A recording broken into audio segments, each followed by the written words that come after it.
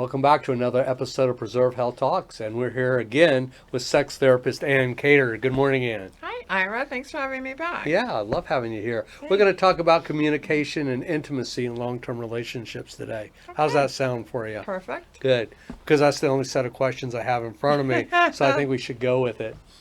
So let's go ahead and open it up, and let me ask you, how does a couple go from a healthy sex life, say once a week, twice a week, to not even being able to talk about sex at all? So, you're presuming that they were ever able to talk about sex, Ira. So, that's a misconception. We don't have the skill set, we don't have the language, we don't have the words to discuss openly and intimately our sex lives. What do we want? What do I like? I don't really like it when you do that. I want to have sex in the kitchen. I don't want to have it in the bedroom. I don't like it when you poke me with that thing. We don't.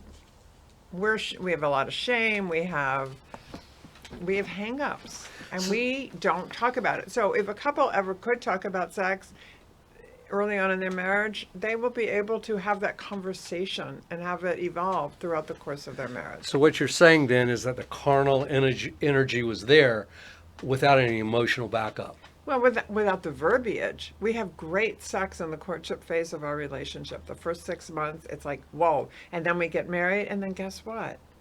It sucks because, he leaves his dirty underwear on the floor, and the hamper's right there. And, we're working and busy and chore wars.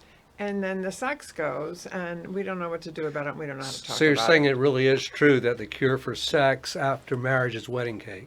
it. Yeah, Okay, all yeah, right. absolutely. Okay, so is that drift then inevitable? Or is it something that's actually gone wrong? So, not necessarily has anything gone wrong, but I have learned in my 35 plus years of working with couples that marriage takes an enormous amount of work. And nobody tells us that. Nobody has a good example of that. We don't have good role models. It takes so much work. Nobody tells us you have to work at your marriage as hard as you have to work at your job. You have to have, relational generosity. You have to create a culture of appreciation. You have to pick and choose your battles, and you have to not sweat the small stuff, all that. So it just takes work. I learned that, and it probably saved my own marriage. I learned that from my clients. They just expect things to work. You have great sex, you fall in love, you get married. It's like, WTF, what happened? It's supposed to be still great. It's not.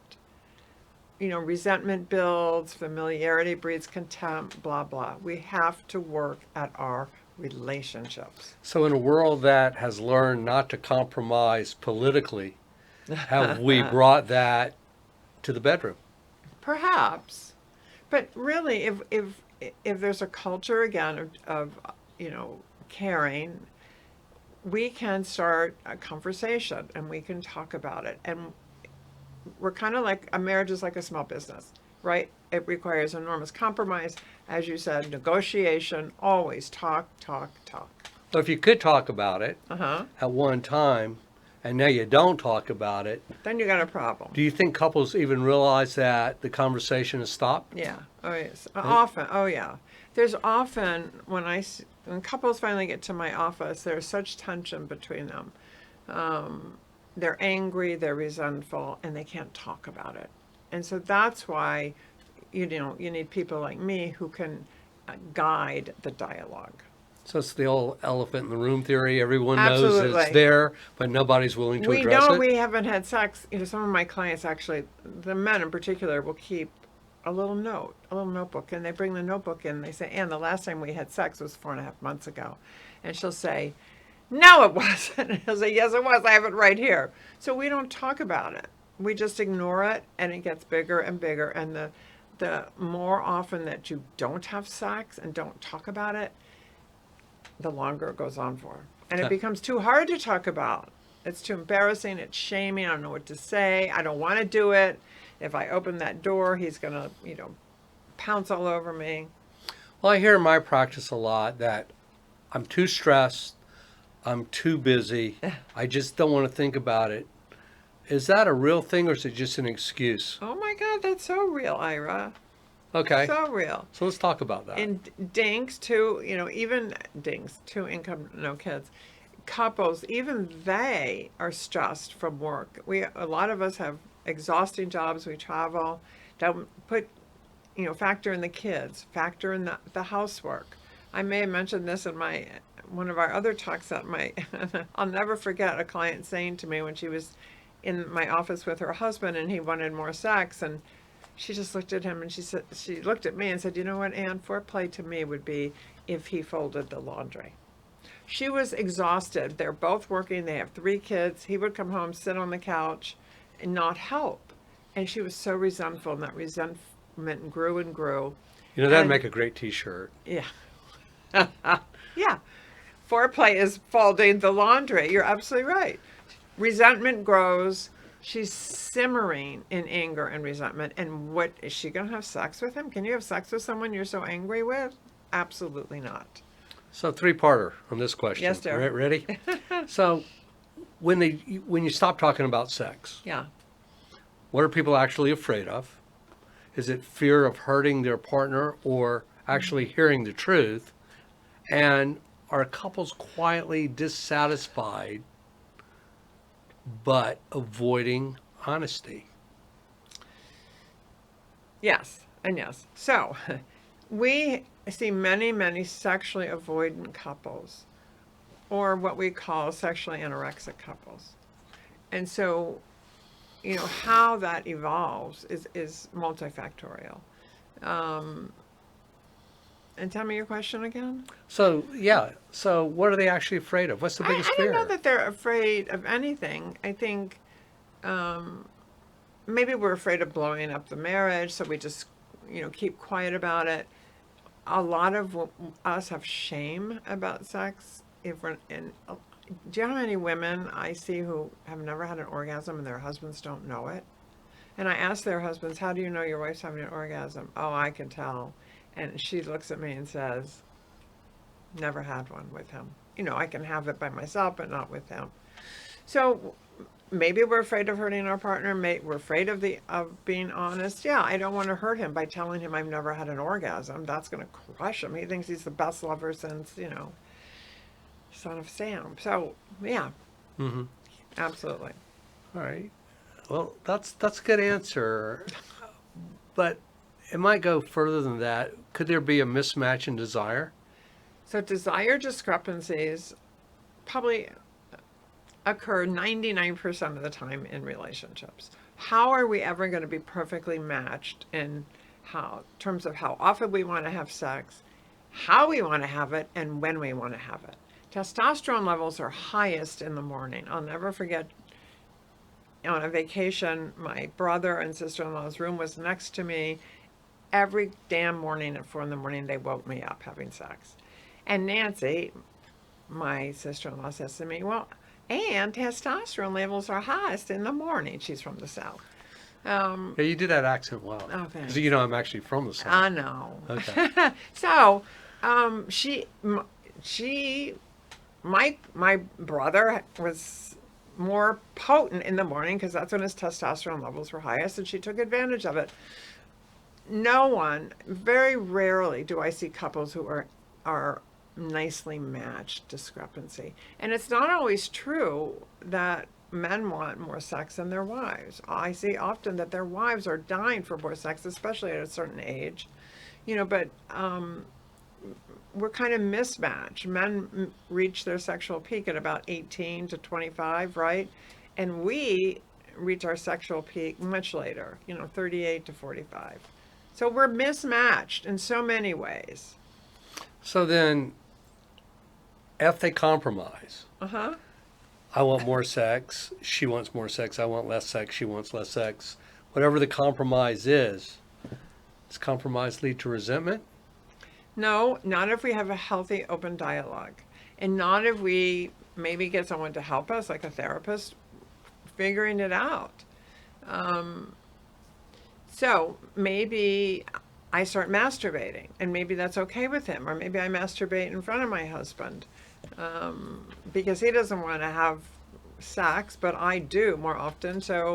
But he gets enjoyment out of watching me pleasure myself. So there are ways around it, desire discrepancies, but um, lots of ways around it. But we have to talk about it. I want sex more often than you. What do we do about it? Okay, well, let's And start that off. speaks, excuse me, that speaks to relational generosity, which Okay. is huge. And sometimes, Ira, even though I'm tired, all I want to do is get in bed and read my book, but my husband wants to have sex, I have sex. You know, it may be a quickie, it may not be wonderful for me, but I feel good about it because he wanted it. That's relational generosity. I think that's missing with a lot of our couples. Again, because the anger and resentment is there, and we have to unwrap that first. Okay, this is kind of a long preface, but you'll get the gist of it. You're familiar with the marble theory. The marble. Oh yes. The marble theory. So, for those of you who aren't familiar with the marble theory, in long-term or married relationships, every time you have sex during that first year of your relationship, you put a marble in the jar. And after the first year, every time you have sex, you take a marble out of the jar. And at the end of 20, 25 years, in a lot of relationships, there's still marbles left in the jar. Which leads me to the question of, does familiarity work against intimacy? God, yes. Okay. Well, let's talk about how to get over that. So if you ate a cheeseburger every night for dinner, would you eventually get tired of it? Probably. Well, maybe. Maybe. Okay. Why? Maybe you'd like some blue cheese on it one day. Maybe you'd like some onions on it. Of course, you know what? Sex with the same person in the same missionary position, time after time, it's going to get boring. Let's face it. Sex should be novel.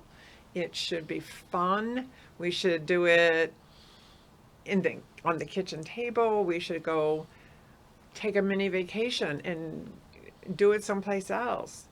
A lot of my couples schedule weekends away just because it's away from the kids, the chore wars, everything, and they do it someplace different, or they do it with the lights on, or they do it where they risk being caught. I once had sex in a museum at a party in one of the display rooms. It was great fun. So if we're going to have sex with the same people, same person all the time, we've got to change it up. We have to create novelty, whether it's talking dirty to each other, whether some of my couples sex during the day to kind of get themselves in the mood for the night, which speaks to scheduling sex, which is not such a bad idea either. So yes, it's important. But again, there's a lot of shame, embarrassment about talking about sex and about saying, why don't we do it here? Why don't we do it this way? Why don't we bring someone else into the bedroom to watch? I have a lot of couples who, are into polyamory, which is another discussion, which we can talk about. We some should do a other whole time. show on that. Yeah. We'll do that. We'll bring you back because Okay. we're doing a whole series with you anyway before Okay. you head back to Chicago. Okay. So we talked about compromise then leading to resentment and familiarity working against intimacy. In a stable relationship, if you consider relationships without sex at all, we're not talking about it stable, does stability replace connection? Does stability replace connection? They're not mutually exclusive. Stability and connection are, to me, It's similar, right? yeah, they're part and parcel of the same thing. But physical connection. I think you're asking me if familiarity replaces the intimacy. Yes. Okay. No. Sex changes over time. As we age, sex changes. Again, we're biologically different, the sexes. So, no, it doesn't. Connection is important for intimacy. So the more familiar I am with you, I can say, ouch, that hurts, or let's try this, or let's get that can of whipped cream. It's easier for me to say that to my husband than to you.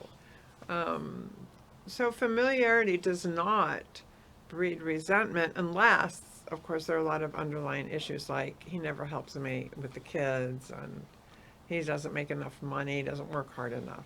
So for our audience out here who might be dealing with these issues, how do you advise them to restart the conversation? Woo! Tough question. That's probably the toughest question of the That's a morning. tough. Yeah. How do you talk about what we haven't talked about for 10, 15 years? We really usually need help, Ira, to start that conversation. We need somebody like me or you, their physician, a gynecologist. To, men are notoriously bad about saying to their doctors, I'm having a hard time with erections. They won't say that. We're better at talking about it with our practitioners.